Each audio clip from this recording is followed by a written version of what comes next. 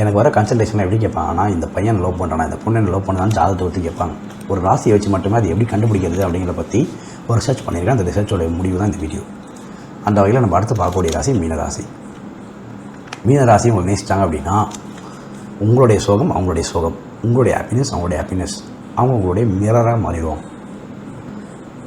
நீங்கள் ஒரு விஷயத்தினால ரொம்ப சந்தோஷமாக இருக்கீங்கன்னா அவங்களும் ரொம்ப சந்தோஷமாக ஏறுவாங்க. என்ன காரணம்லாம் கிடையாது, நீ சந்தோஷமாக இருக்க அதனால் நான் சந்தோஷமாக இருக்கேன். ஒரு வீட்டிலலாம் இந்த ஸ்பாஞ்சு வச்சு துடைப்பாங்க இல்லையா, அந்த ஸ்பாஞ்சு என்ன பண்ணால் தண்ணியை உரியும். அது போல் உரியக்கூடிய ராசி மீனராசி.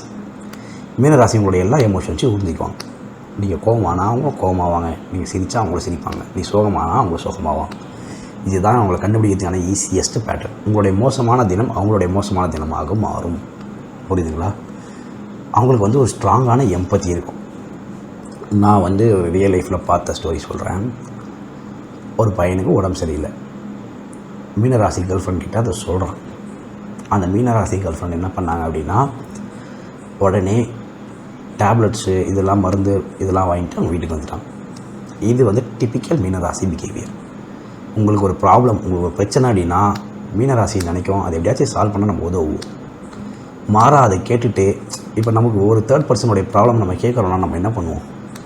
நமக்கு அது வருத்தம் தான், சோகம் தான். ஆனால் அது சொல்யூஷனோ அந்த ப்ராப்ளமை நம்மளுடைய ப்ராப்ளமாகவும் நம்ம பார்க்க மாட்டோம் இல்லையா?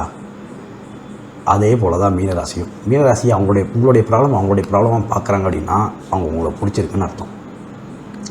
மீனராசி ஃபார் எக்ஸாம்பிள் ஜே.கே. ரவுலிங்னு ஒரு ரைட்டர் இருக்காங்க. அவங்க ஹாரி பாட்டர் அந்த சீரீஸ் எழுதுன ஒரு எழுத்தாளர் பெண். அவங்க மீனராசி கிடையாது, பட் அவங்க மீனராசியில் முக்கியமான ஒரு கிரகம் இருக்குது. அதனால தான் உங்களோட ஃபேண்டசி திங்கிங் அப்படி வந்துச்சு. மீனராசினாலே ஃபேண்டசி திங்கிங் தான். எல்லா மீனராசிக்கும் இந்த ரியாலிட்டிலேருந்து எஸ்கேப் ஆகிற ஃபேண்டசியான திங்கிங் நிறைய இருக்கும். அதெல்லாம் ரொம்ப சிரிப்பாக இருக்கும், காமெடியாக இருக்கும். ஓகே, இதே தான் கும்பத்துக்கும் இருக்கும். ஆனால் கும்பத்தோடைய ஐடியாஸ் எக்ஸிக்யூட் பண்ண மாதிரி இருக்கும்.